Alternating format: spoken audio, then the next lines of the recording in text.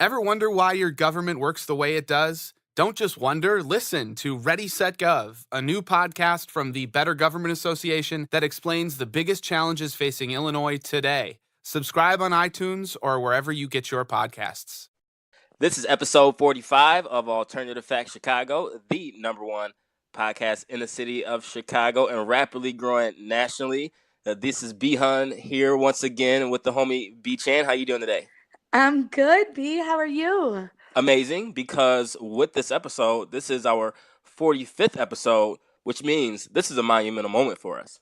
I think it is, and we're really close to 50, not to get ahead of ourselves. A lot of people didn't think we would make it to 50 episodes, so the train's And moving. a lot of people didn't think I would make it, so... Hey, clock's still ticking on you, okay? What? Wait a minute. I thought I was official. I got a name. We have shirts coming. I thought this was a done deal. You are. It is a done deal. I'm definitely lying. I don't think the show would be where it is right now without you. Oh, thank you. Me neither. But I will have to say, for you to tell me a few minutes ago that you're a little scatterbrained today, you don't know what's going to happen, it makes me a little concerned for this episode. I was just being honest, but I have it together. You have no reason to worry. I'm probably scatterbrained every day, so I was just being honest today. Hey, that's women, let alone you. So, hey. Whoa, here we go. Already out the gate with the women bashing. I have a feeling that after this episode, a lot of women may hate me because we have a lot of some pretty crazy topics that involve women and men. So, oh, wow. I don't know. I hope I stay out of trouble, but this are you giving a little spoiler proceed with alert caution for type what's episode coming? for me, right? Okay, well, we'll be prepared. Absolutely. So we actually have a couple of big announcements. We have a lot going on for Alternative Facts Chicago. So with this first one, I think this is great. Really excited for this. B-Chan, I'll let you run with that announcement. Okay, we are so excited. Coming up in a few weeks here on January 2nd and January 3rd, we are partnering. January or June? Oh, June. See, I told you. Here we go. Here we go already. Not January. Let's not get ahead of ourselves. June 2nd and June 3rd, a Saturday and Sunday. We are partnering with Wing Out Chicago, which is an outdoor chicken wing block party. It will be taking place in Old Town. It is a awesome event that's going to include a lot of things. With this, you can purchase tickets. The tickets will get you entry into the event. It will get you a complimentary 16-ounce beer, wine, or beverage. There will be live music. And with your ticket to the event, you'll get unlimited full wing samples from all the vendors they will have. But most exciting of all is B-Hun and I will be there as judges for the wing contest. They must really trust how many chicken wings we eat. So it's a really exciting event. It's a huge thing going on. 2 days. Each day it goes from 2 until 6 p.m. We will be there on Sunday on June 3rd. But Saturday, June 3rd or June 2nd will be awesome as well. We also are able to offer a code to our listeners, which will get you $15 discount on tickets to the event. So what we will do is throughout all of our social media, we'll go ahead and put some information up where you can go to buy the tickets, how you can buy them. The coupon code will be ALTFACTS15. We'll include that in all of our promotion, but that code will get you $15 off of the ticket for anyone who wants to use it. So please follow us on social media, Twitter, Instagram, Facebook. We will have it all over. It is going to be a really exciting, and we are so honored to be a part of it. Absolutely. And shout out to the homie Chris Harden and Green Curtain Events for the invite. It's going to be amazing times. So remember, Sunday, June 3rd, we will be out there, and it's good to be out, touch the people. We love the city, city of Chicago, summertime, street festivals. I mean, there's nothing better in the city than street festivals. And of course, who doesn't like eating wings? I mean, do you love I know wings, right? I do. Of course I do. So I will be there. I was going to be there eating wings regardless. As I possibly can that day from all over. Maybe we'll have a competition. Who could eat more, you or me? I don't know, but I can't wait. So Sunday, June 3rd, make sure you're there. Remember, we will have a promo code for the event. It's ALTFACTS, ALTFACTS15. It'll save you $15. So we're really excited about it. Summertime's coming. We'll be out touching the people, building the brand. So make sure you come out for that. And we got a couple more announcements. I think we have one more announcement for now. Do you want me to run with this since you can't be there? Yeah. Since I will not be there, I was not invited. I was left out of this one. You're always invited, B. But I know you'll be out of town. We got a lot of a busy summer coming up. So before we get on our topics, one more announcement. For all those know that I am from Detroit, love my city. Can't wait to be back there. But Memorial Weekend, they have Movement Festival out there. It's a deep house, techno music festival. Not a huge fan of deep house, but I love the event. It's always a great time. Right in downtown Chicago. We'll definitely be in attendance representing Alternative Facts Chicago. So if you're in Detroit that weekend, make sure you come out, see me, say what up. It'll be a great time. It's all over the weekend. I think it's Saturday, Sunday, Monday, Memorial Day weekend. I think Wu-Tang's going to be there. Love Diplo. He's going to be there too. A lot of other big artists. So, yeah, I'll be down there. If anyone's going to be down there, make sure you come check me out. And the train is riding for Alternative Facts Chicago, but I can't wait for it. Everyone that knows me knows I'm a big music festival fan, so it's going to be a great time.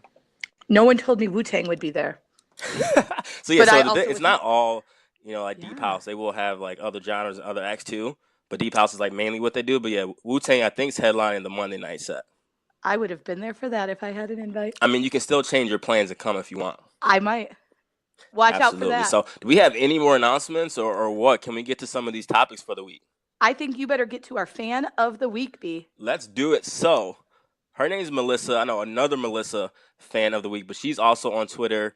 Shouts out to Melissa. Her @ is Brooke Reading Pod. Once again, that's Brooke Reading Pod. She's a recent new listener of the show. But I will say she tweets us a lot. She actually tweets us to other podcasts and to like Potter family as well to make sure that people check out our podcast because it goes well. The flow, the style. I think she just really is a big fan. So we don't ask her to promote our show. She does it, and we want to let her know, Melissa, that we really appreciate you. And, thanks for listening. So for this week, Melissa at Brooke Reading Pod, once again, you are our fan of the week. So like I said, we are going to come up with a way to make sure we reimburse or thank the fans. So we did not forget that will be coming very soon. And I want to thank her, too. She actually has a podcast of her own, which involves kind of like a book club type thing. So she is reading Wilson. When you do check out her page, you can see what she's working on for her next episode. And so if you're into reading and book clubs, you can check her out and see what she is up to as well. Let's do it. I know we got a lot of good topics. It's actually going to be a really good episode. It's been a busy week in the city of Chicago as well as nationally. So I think this first topic, a lot of our sports fans will like, so let's get into it, B. Okay, so just Monday, the Supreme Court overturned a federal law that came out in 1992 that banned commercial sports betting in most states. As we know, there's some states that commercial sports betting is legal. Nevada is one of them. Maybe the only one prior to this. They were. But the Supreme Court, they ruled that the ban federally was unconstitutional and that the decision of where to allow sports betting should be up to each individual state. So this does mean that states can choose to legalize sports betting. What it does not mean is that you will necessarily be able to bet in each state. It will be up to the individual state to legalize it or not. So because of laws previously passed in New Jersey, they are expected to be up and running by June 30th with sports gambling. So we kind of want to talk about what does this mean for sports? What does this mean for gambling, Las Vegas? How does this kind of change the landscape of what we know today? And I was wondering what your thoughts were, B. Well, first of all, I'm not a huge gambler. Like if I go to Vegas or something, I'll play some slots, play blackjack here and there. I know a lot of my friends are huge gamblers. They bet on sports games all the time, every single sport. They're always in and out. They'll remain nameless, but I know a lot of them watch. So and they bet. It's not something that I'm huge on, but I can get and see why people do it. I mean, you can get a big come up. You can get rich very, very fast if you make the right bet. And just to give you a little bit of notes, like Nevada sportsbooks in 2017 alone was over $4.8 billion in gambling. Just think of how much money that brings to the state. So overall, I think it's actually a great idea. I'm surprised that it took this long for it to be prohibited. And it sounds like with New Jersey, being a bigger state, bigger market than even Las Vegas, they're going to get into it right away. They'll reap huge benefits from this. I think the people that are going to be even more excited about this than anyone else are all the sports owners, the sports teams, because they get a cut of that money as well, too. So I know Mark Cuban has been on record to say he's thrilled about this. I'm assuming they're going to hope that the state of Texas gets involved in this as well so they can get some money from this. I think, if you want to bet on it, fine. And the cool part about it is it was saying, like, you could be, at a sports game, sitting in the arena, and you can make a sports bet on if this person's going to make a free throw shot or not. So it's like you can be gambling all day, all the time, at any minute. So it's a cool concept. I think a lot of people are going to spend a lot of their money. They may go broke over this, so just tread lightly what you're doing with the sports gambling. On the flip side, briefly, I do want to get your thoughts on this. With it being prohibited, more states being involved with this, the only thing I'm concerned about is players itself and them shaving points. And I know a lot of times people don't really think about this. You can get caught up in a lot of bets. People are coming at you, hey, shave some points, score a few points less, and we may pay you a couple $1,000,000. That's going to be something I think we'll have to really look into and see if this happens more with actual players and professional players. But overall, I think it's a great idea. Well, that's an interesting point you make, and I actually see it from the other perspective. I am a big gambler. I do enjoy Las Vegas. I do enjoy sports betting. I think there are lots of people who bet on sports today, maybe with offshore type companies, maybe just with guys in the neighborhood, whatever. Lots of people are already gambling on sports. I think it's fun. I think for as many people who use it as a come up and money making, there's just as many people who use it for entertainment. And I think that's how you had things like DraftKings get so big and fantasy football, those sorts of things. It's an entertainment thing. So I'm excited for this. I'm excited for it to be legal. In terms of point shaving and things like that, I actually see it possibly helping things because we know right now sports betting is huge as it is. And by legalizing this, and allowing the leagues to monitor bets and what's happening, it's going to allow them to kind of flag irregularities that are happening and be on the lookout for those sorts of things. So those wild kind of bets or things like that are happening and possibly fixes that are already happening, whether they are or not, right now not being regulated as everything will be, probably won't happen as often. So I actually don't think that becomes an issue. I do think the supporters who are in favor of this in terms of producing state revenue. I think that's huge. I do not think you'll see states like Texas. Texas doesn't have casinos. So I don't think you'll see them legalize sports betting because they're not even legalizing casinos Right. where many other states are. So and that's what I thought was interesting when this came out. So many people automatically thought that it meant it would be national. And really it just means that nationally they can't ban it. But so I still think you're going to see a lot of states who are not getting on board with this sort of thing. But I'm excited. I think and I hope states like Illinois that already have legalized gambling will go ahead and do this. I mean, it's insane. You can go to Arlington and bet on horse races. Right. You can go to the casino and do anything you want. Why can you not bet on sporting events legally? So I think it's a good change. I'm excited for it. I do think it will be interesting to see how it ends up being regulated, how the government gets involved like they always will, and what kind of kickback does go to the leagues and the owners, because I know that that's been a point of contention. A lot of the leagues not sure that they would get any money, weren't necessarily for it. So I think how that plays out will be interesting, but I don't think any bad can come from it. The people who say it's going to hook young people to spending all their money and be degenerates, I think that that's crazy. So I'm for it. I will say, I think this is going to ruin a lot of relationships. I know a lot of, not even just guys, even some women that are just literally addicted to gambling, and whether it's on sports or anything else. And the fact that it, could be prohibited, regulated in your state and allowed, it's going to give free reign for people that just really, really love gambling. So it's a gift and a curse. I mean, it is an addiction that people have to gambling. So that makes me a little bit concerned, but hey, it's not my money, not my problem. That's right. So overall, you're saying that you think it's a cool idea. Like you have no issues with this. I don't. I'm a very live and let live. So I think anything with regulation, if it's not hurting anyone, should be legal. It's regulated. Like I said, these things are happening anyway. They're just happening with offshore accounts or shady people. So might as well legalize it, regulate it, benefit from the revenue income, and go from there. So if they're doing this with gambling, it sounds like it should be more regulated, with marijuana use pretty soon, right? I feel like we're getting closer to that too. I feel like it's along the same lines, honestly. I think it's the idea that this isn't hurting anyone, regulate it, make some tax income off of it. I'm a strong supporter of it. As you know, I was just in California, and right. What they are doing there is insane. You walk into a dispensary and it's like walking into a grocery store.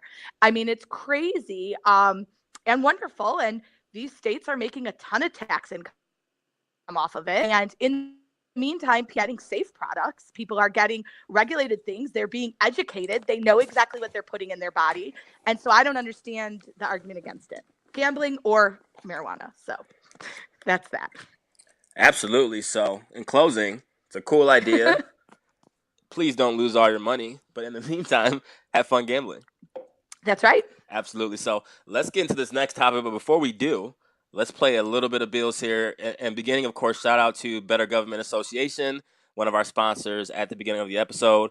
We're always looking for more. We have a couple more in the works that we may be announcing soon, but to be determined on that. So you can always email us with sponsorship ideas at alternativefactschicago@gmail.com. Make sure you do, and we'll properly give you a lot of props on our each and every episode. So this sponsorship, of course, is sponsored by the Wrigley Report. Cubs fans, if you are looking for the latest Wrigley renovations, updates, team news, player analysis, and overall Cub news, look no further than Wrigley Report, your number one source for all Chicago Cub news. Find us on Facebook, Instagram, and Twitter on their handle at Wrigley Report. And side note, the Cubs did take care of the White Sox in their Crosstown Classic. Of course they would, right? Of course they would. And they probably had delicious snacks while they did it. You would say that. Hey, I would. We got to get to another Cubs game this summer, and we'll get the big nacho hat. Let's do it. Absolutely. I want my own. All right. I want my cauliflower sandwich.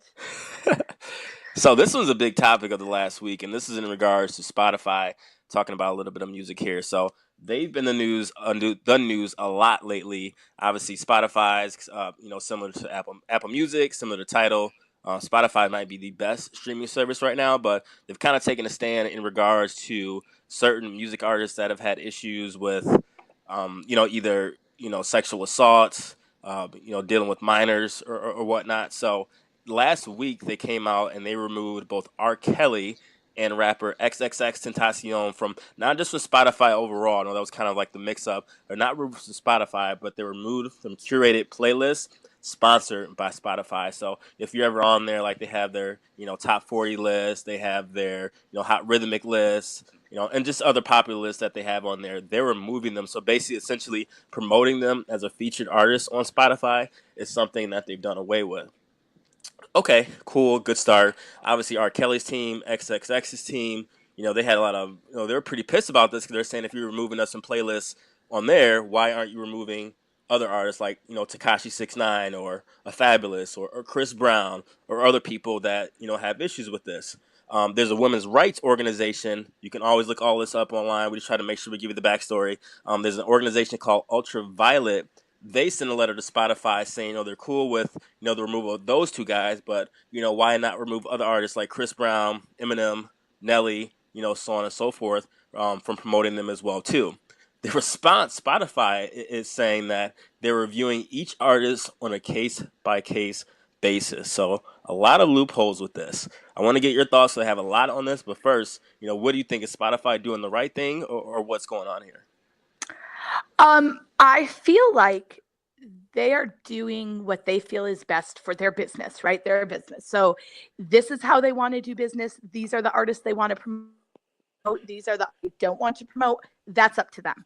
I have no issue with the people who are claiming censorship as long as you can still go to their site and find those musicians. So I don't think that that's an issue. I don't think it's an issue that they're taking off these artists from the playlist. That's up to them who they want to promote. They're a business, and ultimately they're in it to make money. And they either feel like their moral high ground is more important, or they don't care if they'll lose money or revenue from this happening. So if people stop using Spotify because they're so offended that Spotify doesn't promote R. Kelly, then they obviously don't think there's that many people and it's not going to impact their bottom line, or they don't care. So I actually respect the fact that they're taking that stance. What I find is interesting and what I have an issue with, this is what I told you earlier, wait till I bring up this point. There are plenty of artists, and I pulled up just a couple, in other genres of music who have had domestic violence issues in the past, yet are still, as far as we know, not being taken off of Spotify playlists. Country singers, there's one named Tracy Lawrence who was charged with domestic violence a few years ago, actually like 1997, but it was a big deal. No word of him being taken off country playlists. Don McLean, the man who sang American Pie, pled guilty to domestic violence 2 years ago. Yeah, you probably didn't know that. I'm Absolutely taking not. you way back to like a long time, but everybody knows who that guy is. And I'm sure he's still on playlists. So my concern becomes, are we targeting hip hop and R&B singers because that's the hot topic now? And I would like to know that Spotify is paying the same attention to singers in other genres of music who might be guilty or accused, in this case, not even found guilty, of the same type of offenses. So that would be my issue with Spotify, that they better keep that same energy across all genres of music. And if they want to go through with a fine-tooth comb and find every person who they feel is not up to their moral standards, then so be it. But until they do that, I just leave it that it's their business and they can run it the way that they want to. But I don't care. I don't use Spotify. So, but I don't think it would Well, you need impact. to. No, I use my Apple Music. Spotify is way better, but that's another topic for another day. Yeah, I think we've had this discussion, and you're not going to win me over. I got you. This would not change my opinion of it. I think it's kind of a silly point. I think it's up to them to promote. I mean, heck, I could be like, I'm mad you're not promoting whoever, and they're like, well, their music doesn't sell, so we don't care. And ultimately, I think if they really thought that R. Kelly was a big deal, they wouldn't have stopped promoting him. But I am glad you're the one who always has to talk about XXX, whatever, because I never know how to pronounce that. Hey, I let him know. I don't really care about that, dude. There's other people that do, but I can see why he's popular to the younger, to the kids right now. He's really popular, which is crazy. I can't even say his name. I just know how to read it. I don't even know what it's Tentacion. Sounds like Tentacion. Okay. It's kind of like a Spanish, like Tentacion or something like that. Right? XXX Tentacion. Okay, I got it. Well, whatever. So yeah. So I guess I'm kind of like, it doesn't make an impact to me at all. Not just because I don't use Spotify, but I feel like it's up to them to promote the artists that they want to. So yeah, there's a lot of loopholes with this, which is absolutely crazy. Like, for one, how come those two and just not anyone else? It shows that, for one, I think it's a big hindrance to the fact that finally, hip hop music, the genre itself, is the number one genre in all of music. It's a small, tiny way. It's only two artists for now. It's a small, tiny way to kind of take some of that back, to take the scale off of hip hop just a little bit. Obviously, there's many other artists out there, but that's a start. So I like the point that you said, that why are they only targeting hip hop R&B artists when there's many other people, many other genres out there, and they're saying they're taking on a case by case basis. I mean, I love Chris Brown to death. Don't take Chris Brown off any Spotify list because he's the shit. But I mean, he's even pled guilty to these things.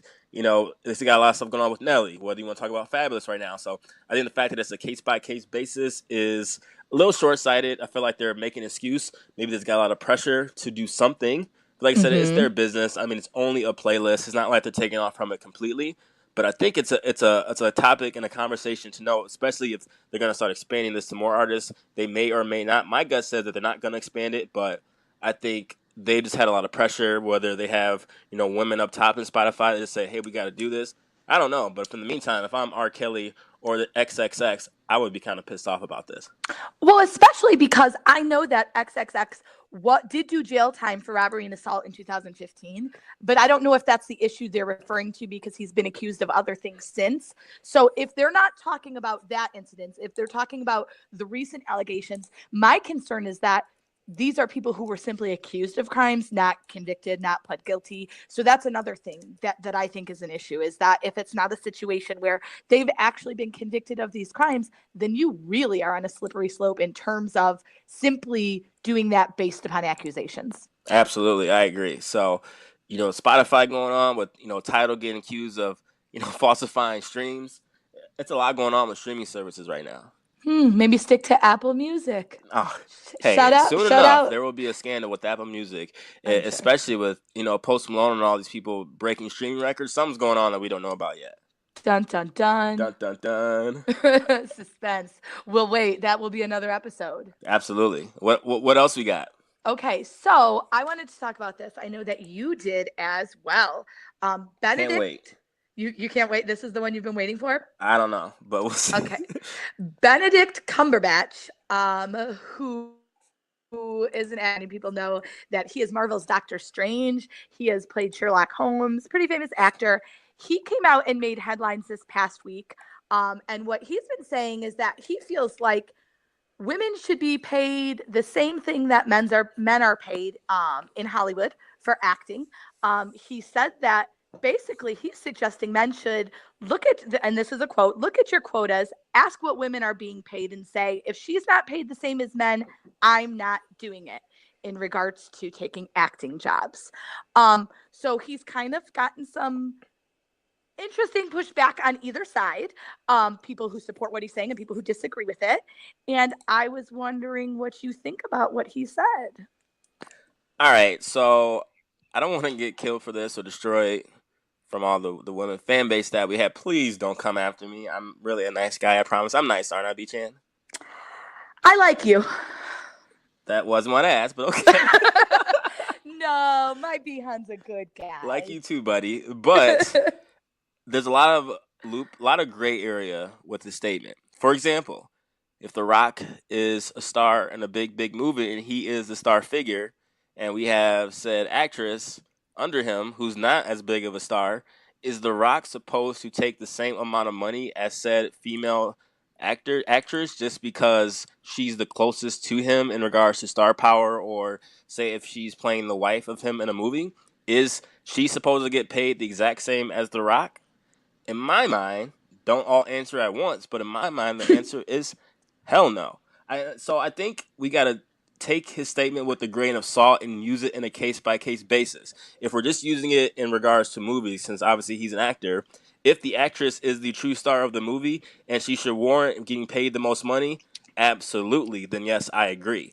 But if they're not as strong of a character or star power, or the people aren't watching the movie for this said actress, and the guy is the star of the movie, that person should be paid accordingly.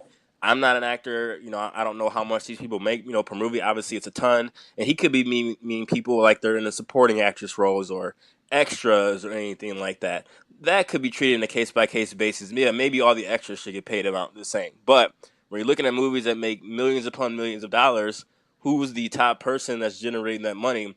If it's The Rock, if it's, I don't know, Kevin Hart, anyone, if it's that specific person, they should be paid accordingly. Not everyone should be paid the same just because of whether it's a man or a woman. The one part that I did like that he said that, half a fan base of movies are women, that I do agree with, and that does make some sense. But in my mind, I think whoever's the true star of the show should get paid the most money.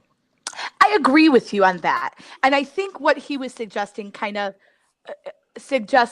alludes to a bigger issue in Hollywood where there are many cases that women are equally the star of a movie and are absolutely paid less than men regardless. And I think those are the issues he's really talking about.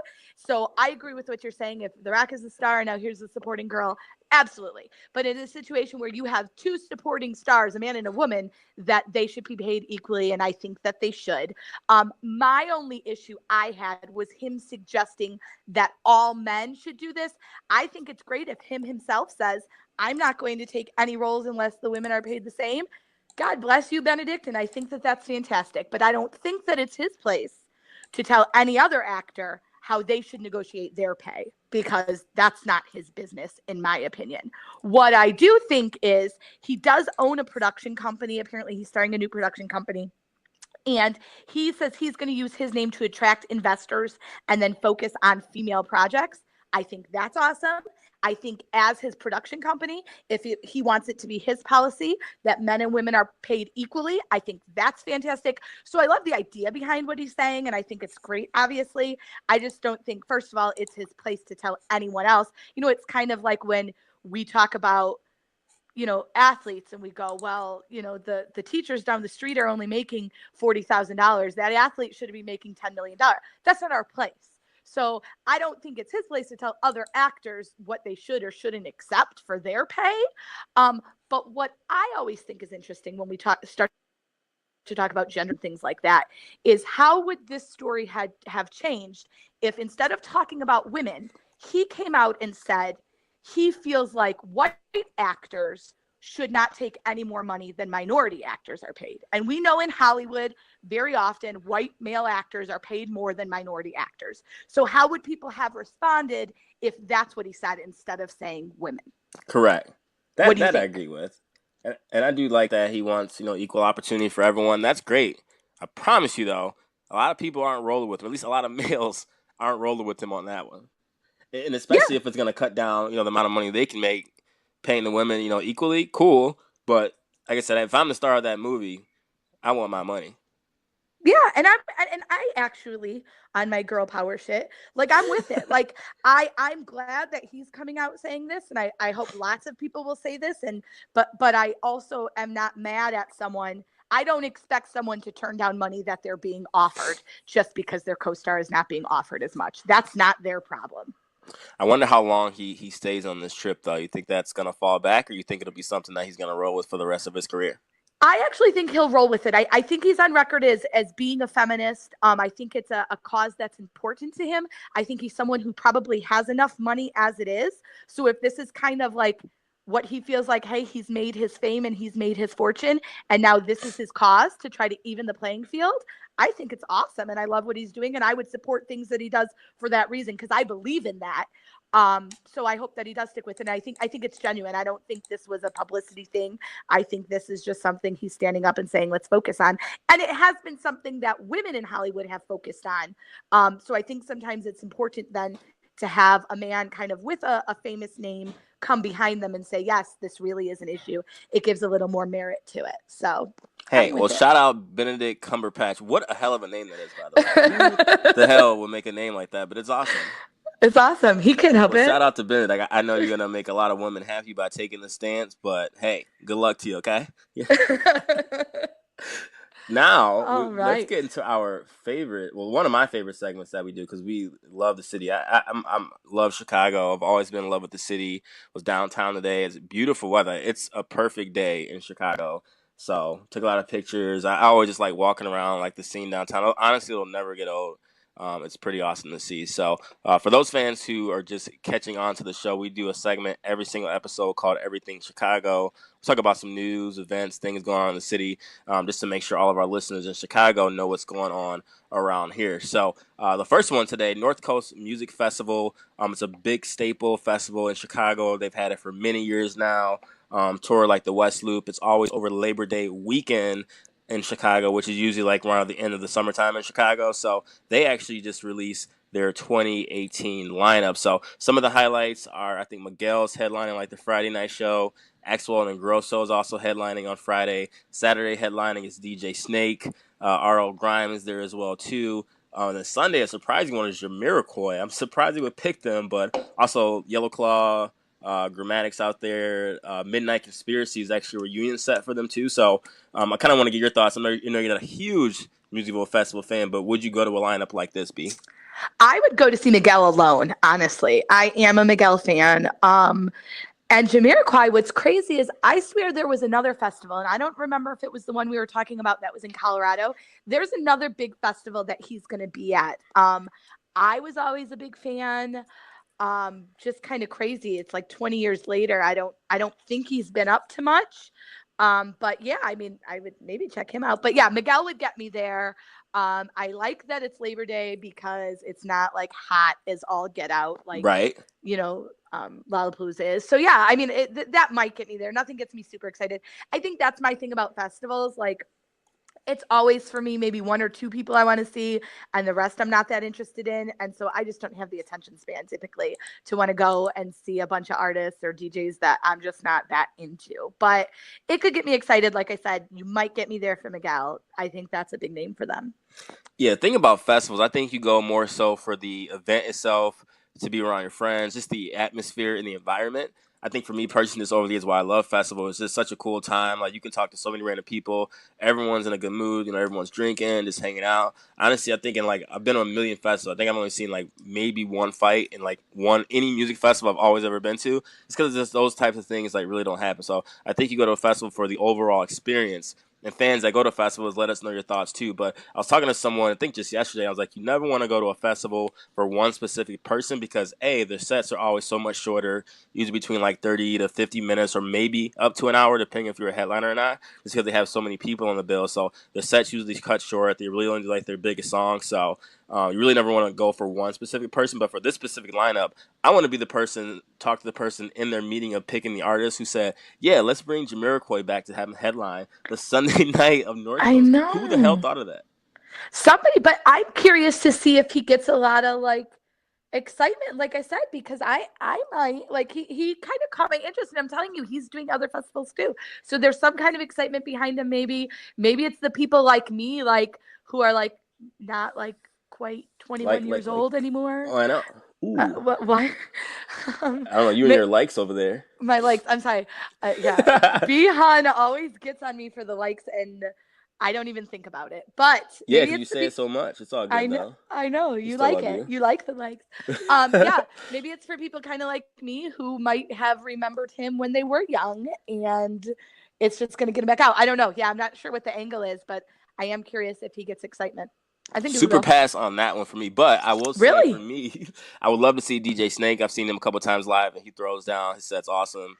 Miguel will actually be dope. I know he's really good live.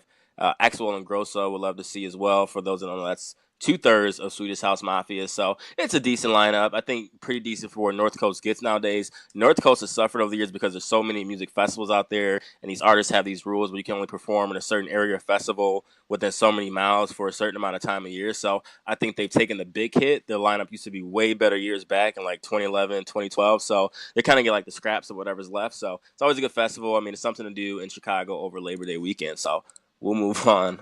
We'll move on. Maybe we'll check it out. Okay. So a really cool thing that was happening in Chicago this week, I think, is now over. But it was an art exhibit that was outside Daily Plaza, and it was considered a Chicago gun sharing program. And outside Daily Plaza was this exhibit, and it basically was set up to look like a divvy bike station. And in each of the racks was a rifle. I think it was an AR-15 in each of the racks. And so the idea behind it was to suggest what it would be like if it were just as easy to go get a gun as it would be to go rent a divvy bike. So the gun sharing station was not actually real guns, so no one should be concerned. But it was an exhibit, an art exhibit, and it was being put on by the Escape Pod and the gun safety organization, the Brady Center to Prevent Gun Violence. And they were hoping to raise awareness over the issue of gun violence, specifically in Chicago, and to kind of get people talking. They were also taking donations to go towards the Brady Center to Prevent Gun Violence. So I know that it was getting national attention. It was on CNN. It was on a couple different national media things. And it kind of just made people stop and take a look and go, what would it be like if it were that easy? And then kind of to say, hey, you know what? It might be there now. That's about as easy as it is in a lot of places to get an assault rifle. So I was wondering what you thought about it. Yeah, I think it's a great conversation starter. I did read that article on CNN.com, and it said the goal is to start a conversation on one of the more burning issues of our day, and the process, raise much needed funds for the Brady Center to Prevent Gun Violence. So I think it's just a cool, basically a synopsis of what's going on, a cool visual of what's going on. I went by the Daily Center today and it was gone, so it's definitely taken down. But it's pretty scary to think. Like, obviously, as easy you can get a divvy bag, it's as easy as you can get a gun. So great visual. The people that came up with it, I think, it's cool to see, but it's definitely an eye opener that it's only getting worse, especially in Chicago. It's a big issue. So I'm cool. I think it was a great idea.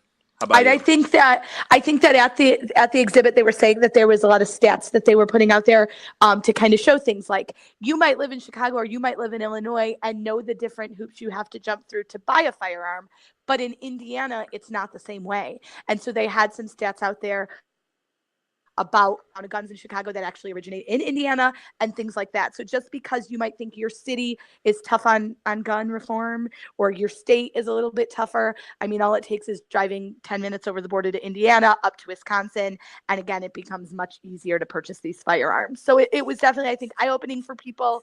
And again, a conversation starter for those who either support, firearm owning or not. Should it be this simple, and what can we do about it? So I think it's awesome. I just hope that, with the weather warming up, that, crime always rises in Chicago, not even Chicago, just all major cities. So I really hope it's not that bad this year. I'm probably talking out of my ass. I'm sure it's going to be terrible, but, one can hope that, especially in Chicago. I think the crime has gotten better. Obviously, it's not great, but it's improving a little bit. So I guess there is some hope there. Yeah, we'll see. Absolutely. So to move on, and I know we had someone comment on this on our Facebook. So this is a quick one for those that live in the West Loop of Chicago. It's a rising area. It's great. Every time I'm over there, it's always good vibes. But in the Loop of Chicago in downtown, there is a hoagie spot called Taylor Gourmet. I hope I'm saying that right. It's a popular DC based chain that debuted in Chicago in January in the Loop.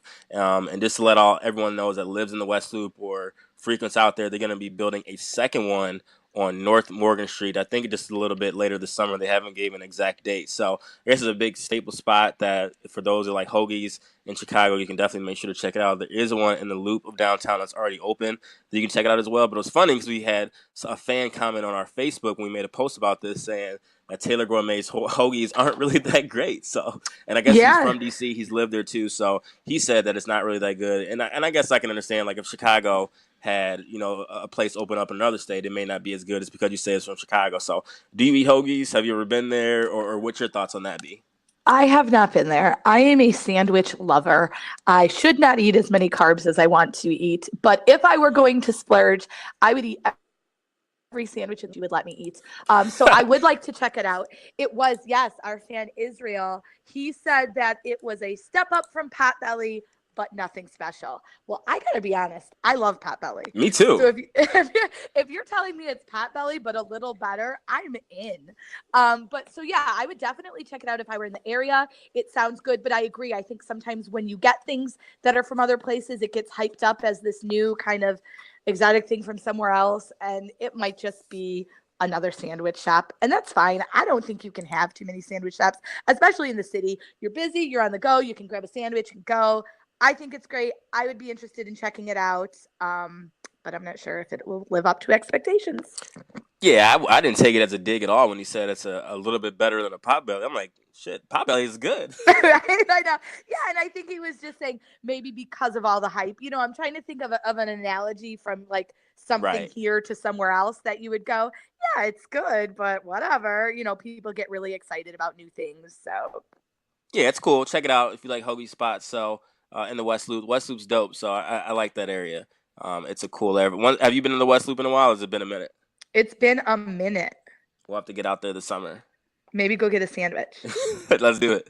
Okay, let's do it. Maybe we'll do a review. Maybe we'll go and we will do a follow-up review on the Taylor Gourmet. We will let everyone know what we think. Sounds like a plan, B. Let's do it. Lastly, before we get off everything Chicago, so there's this area like around the South Loop, like along the Chicago River.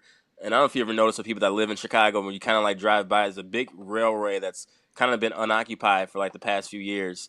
I think there's a company called, I think, Related Midwest. And what they're trying to do right now, a developer has taken the wraps off of a huge, ambitious like real estate project to essentially add like 62 acres of land and just building and skyscrapers along the Chicago River, along the South Loop in Chinatown. If you notice, it has been kind of vacant for many, many years. Like when I think the former prison, the guys in prison are Gorman or Rob Blagovich or something, I think his name was. It's kind of been sitting idle ever since that happened. So what they're trying to do with this project, and it estimates it could take up to 20 years and more than like $5 billion to complete, but essentially would transform a sprawling riverfront area that pretty much has been like sitting dormant, for the last few years, and has nothing like going on with it. So what they're thinking is create like skyscrapers, buildings, schools, just essentially just build up that whole area, which will essentially bring more money to the city of Chicago.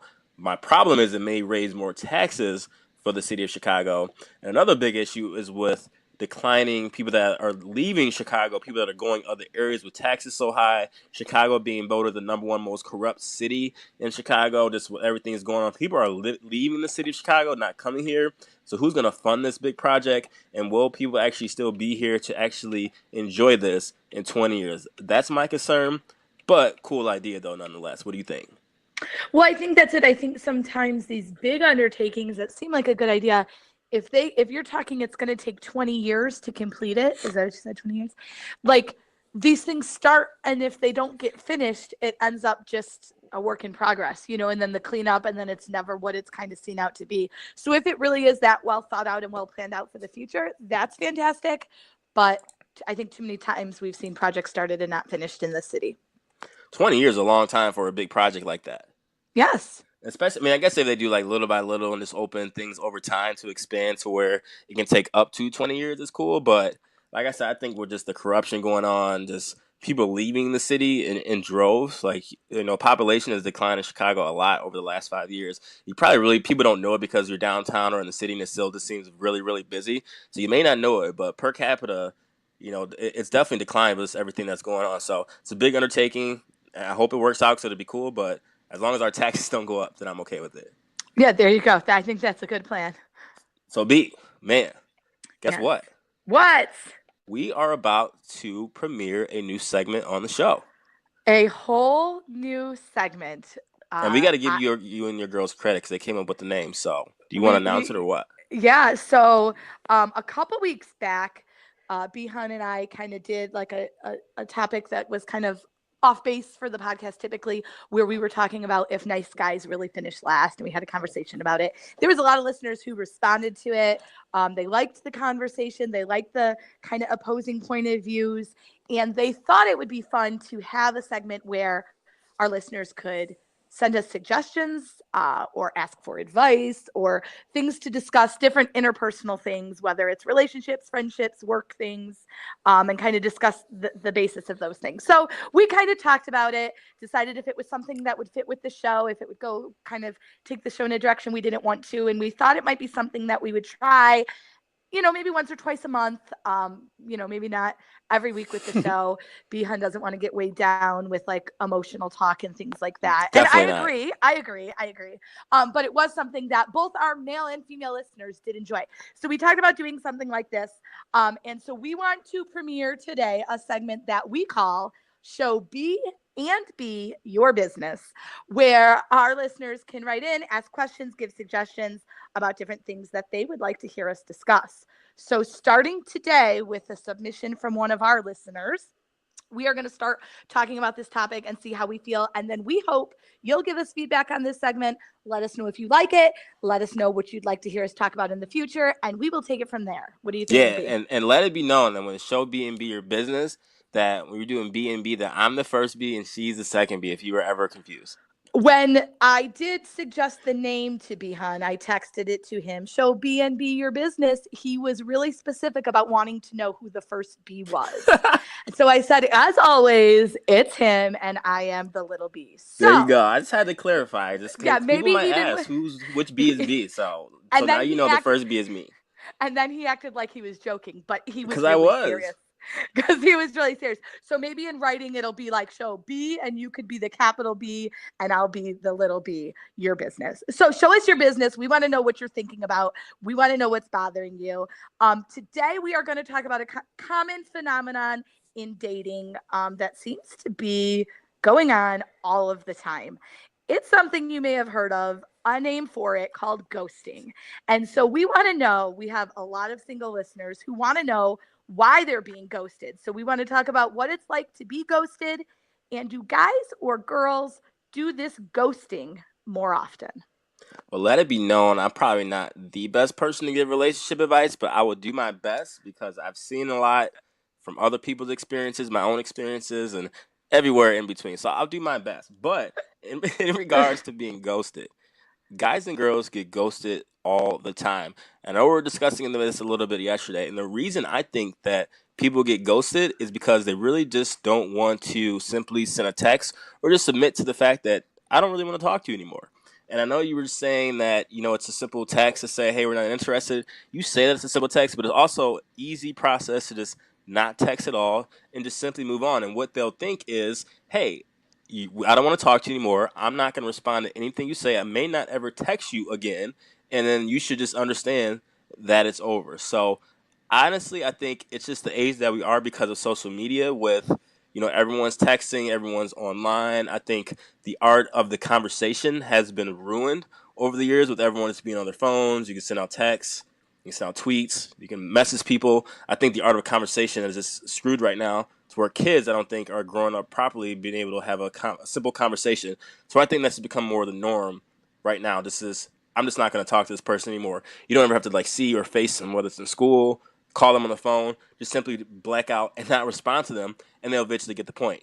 In regards to me in my past, I don't think ghosting is a good process. I mean, there's been, girls in the past that I've hooked up with that I didn't really like. It's a simple, like, kind of how I see it is you slowly text them a little bit, a little bit, a little bit, to not at all. There's never been one time ever in my life to where I've hooked up with a girl and then just never, immediately the next day, just like never contacted or talked to them again.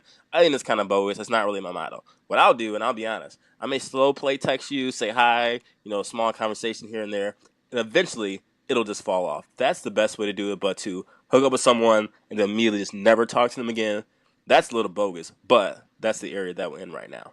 What do you think, I think it's crazy. I have one particular single girlfriend who, P.S., if we have any eligible bachelors, she's amazing, she's beautiful, and she's smart, and she's successful. She is single, and she says she gets ghosted. And I'm like, what in the world? Are we creating a dating show too? You know what? We might. I'm just putting it out there. We could lead into a lot of different avenues here. So absolutely, just let us know. Any single men, are you good candidates? I won't call her out by name, but she knows who she is.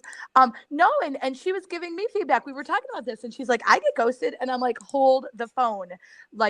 I cannot understand the concept of, if you've gone on a date with someone, hooked up with someone, whatever the case is, to literally disappear off the face of the earth and not have the common decency to just say, hey, I'm not interested. And I've heard of guys say, oh, that's kind of shitty to say I'm not interested. Well, you know what? It's a lot worse to just ignore someone. So the idea, and I understand what you're saying, B, where, okay, you text a little less. That makes sense. Just kind of let it dwindle down and everybody gets the hint and end of the story. I get that. But if this ghosting is literally just disappearing and not responding to a text and no explanation, I think that's terrible. Yeah, I just don't think that it's right. Now, I have heard that it is both men and women who do it. So I don't want to bash guys and say they're the only ones doing this, that there's plenty of girls out there who, if they're not feeling a guy, it's acceptable to just not return their text and end of the story. But I just think, you're in a day and age with text. What does it hurt to say, I'm just not really that interested, and that's the end of it? That might be all she needs to hear or he needs to hear to give them some closure and let them move on. So it blows my mind. So I am interested if our listeners feel that ghosting people is a good way to go.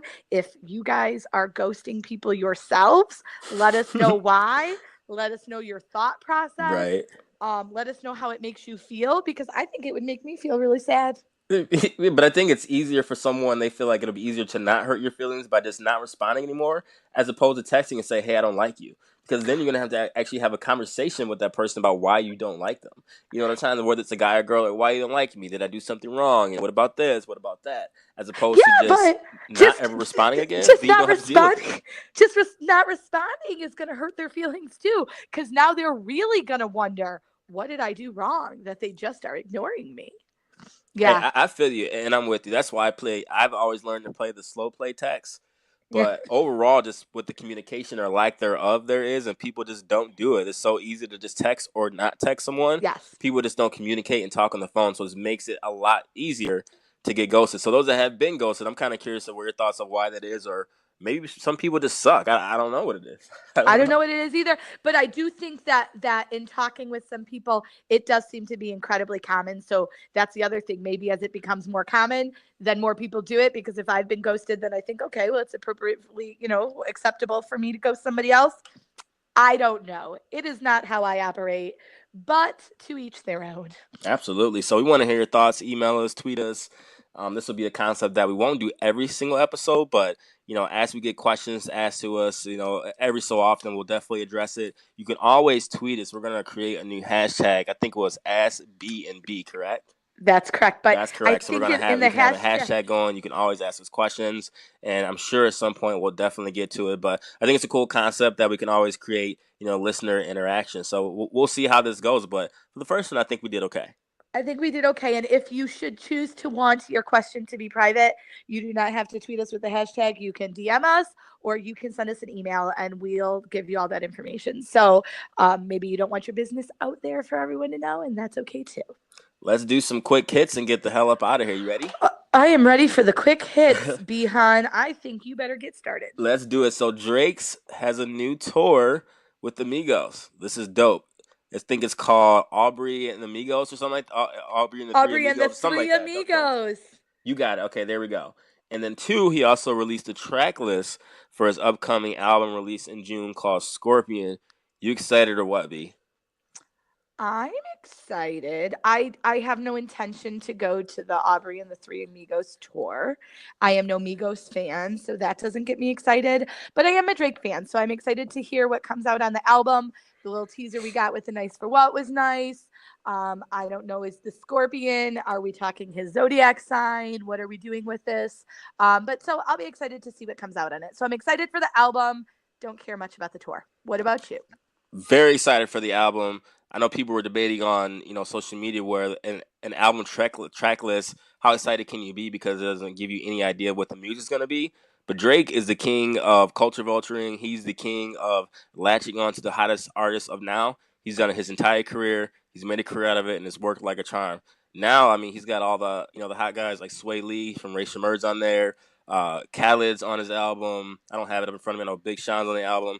Future's on the album. So he's got a lot of heavy hitters and people that are actually rocking right now. So I'm very excited for it. I hope it's very rap heavy. I think he's talking a lot of shit on his album. So I'm very hyped for that. In regards to his tour with Migos, amazing concept name. Probably going to be super expensive.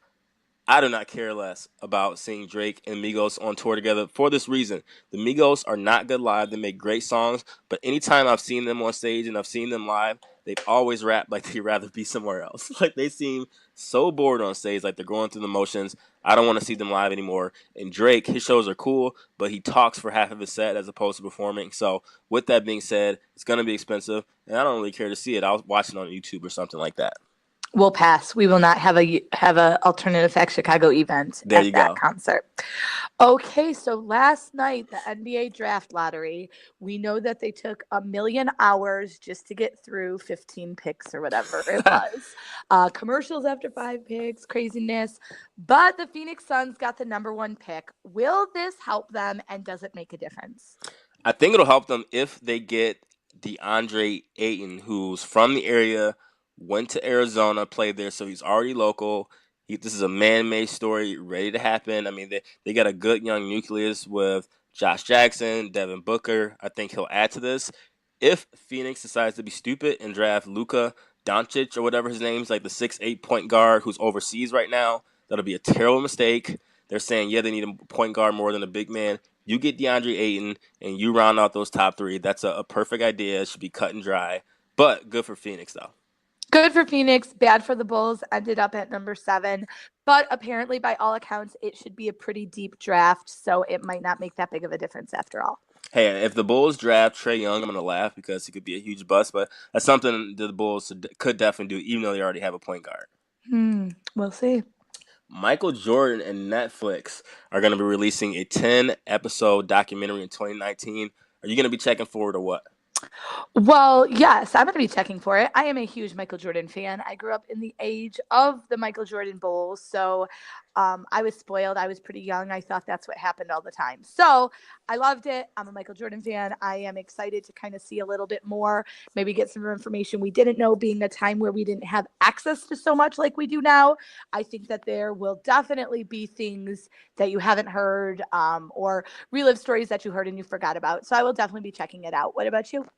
I didn't get a chance to appreciate Michael Jordan's career as much growing up because I was a Detroit Pistons fan, still am, and obviously Pistons and Bulls are rivals, so I was always kind of the screw Michael Jordan type person. I was always that guy in the group. Oh, screw Jordan. Yeah, I was that loser. So I think now, looking back on his career, I think I'll definitely enjoy it just to really see the ins and outs of Jordan's career. It was funny because someone was tweeting, I think Jamal Crawford, or NBA player, was saying that, with all the debate of Jordan and LeBron going on, that Jordan went back to Netflix instead of released them tapes just so we can dead this right now. So that's hilarious. I think it'll be good. Jordan's the real deal. And I know he talked a lot of shit during his day, so I'll definitely be watching.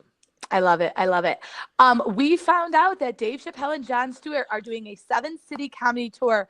P.S. It is not coming to Chicago. It's only going to like somewhere on the East Coast in Texas, which is insane. But is this a good combo? Would you be interested in seeing it? I imagine it will be recorded at some point and then released as well, considering they're only doing 7 cities. But what do you think about it? I cared until, like you said, I realized that they weren't coming to Chicago, and then I didn't care anymore. So, a cool combo. I mean, I think it'll be funny. I'm not the biggest Jon Stewart fan. Love Dave Chappelle. That'll be an eclectic mix of a crowd that they can have. They'll definitely make a lot of money. So, kudos to them. Yeah, I like it. I actually do think it'll be eclectic, but when you kind of break it down, I think that their style of humor is kind of similar. So I also am a way bigger Dave Chappelle fan than Jon Stewart, but I think it could totally work. So I do hope that it does end up being released, whether it's Netflix or whatever, because I would check it out because I'm not going to make any of those 7 cities.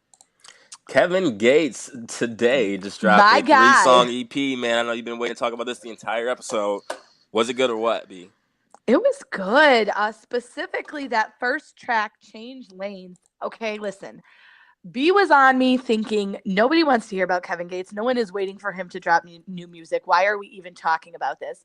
Mark my words, people will be on this. People will be on this track. I think that song was, I'm not saying he's Meek Mill's level, okay? I'm not like going crazy, but I think that song about coming out and the way things are changing after he served time in Illinois State Penitentiary, I think it's what people are expecting from Meek when he ends up recording after getting out of jail. So I thought it was a good song. I thought the other 2 tracks were decent.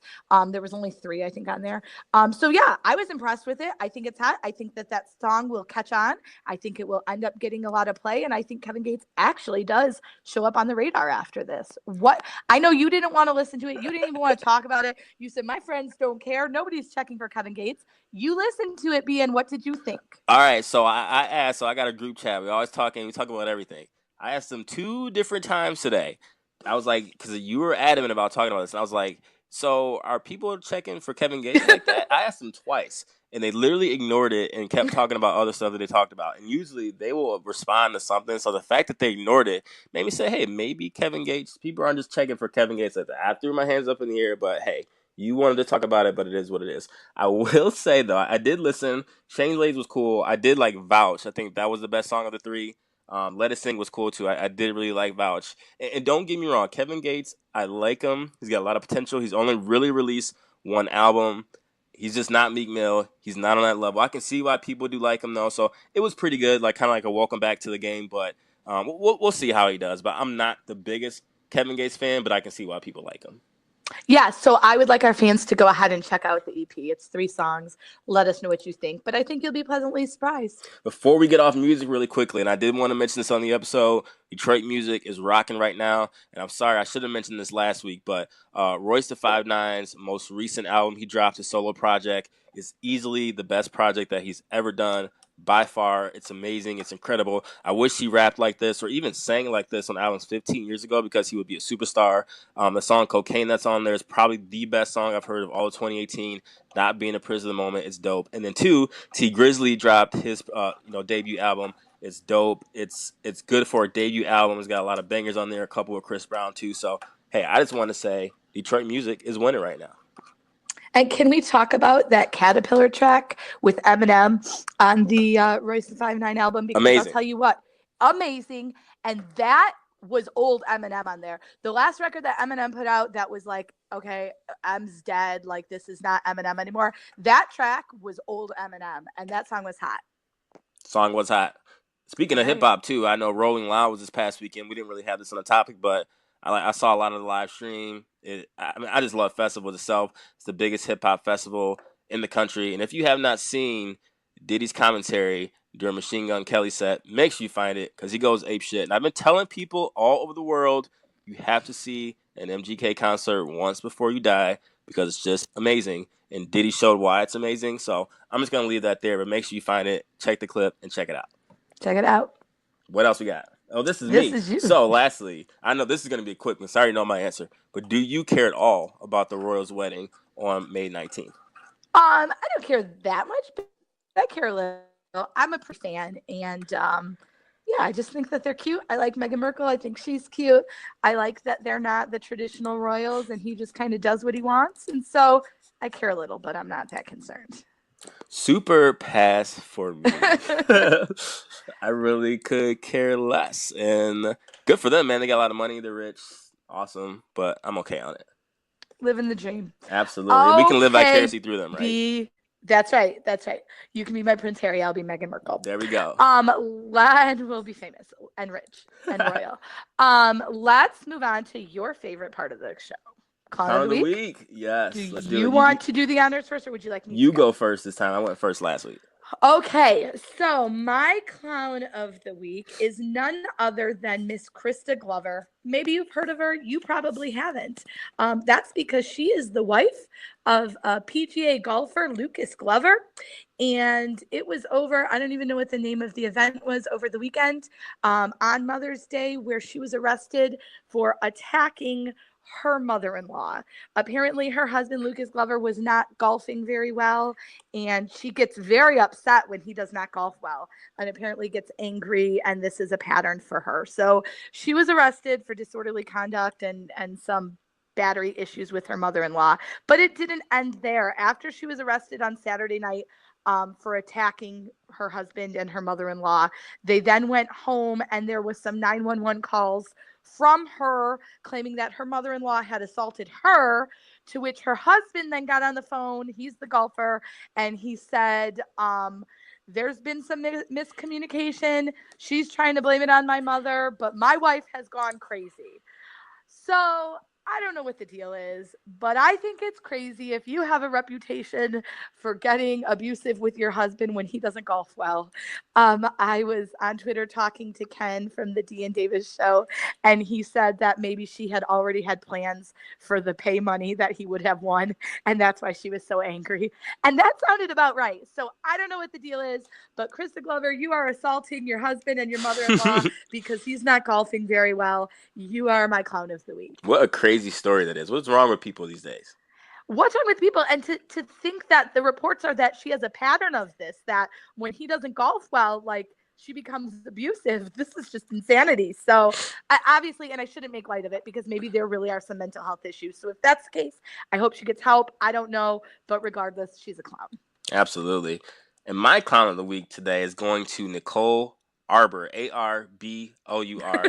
She is a YouTube star. She's getting destroyed, and rightfully so, for her women's edit of Childish Gambino's This Is America. If you've not seen it, give her a view on her YouTube page. Go find it. It's hilarious and in the worst way possible. It's almost like a white woman's edit of Childish Gambino's This Is America take. And it's almost like her way of flipping the issue from racial issues to almost issues that females face, like, being, talked down upon and looked down upon in the industry or things that they may do. She made a silly, silly quote, which is really going to get clown of the week for. And she tweeted one day on saying that, "I'm so sick of people mad at slavery. It's in the past. We weren't there. We didn't do it. But what we can do is fix economic slavery. Focus on the now." Sorry, Nicole. I think as a white woman, I think this is just your place that you should probably just stay out of, not mention, and let those that can really make change really do it. I don't think it's really your place. So I think she made this video to kind of transcend like the video of This Is America with Childish Gambino and flip it to women, but it's done terribly. It's awful. Her lyrics are not good.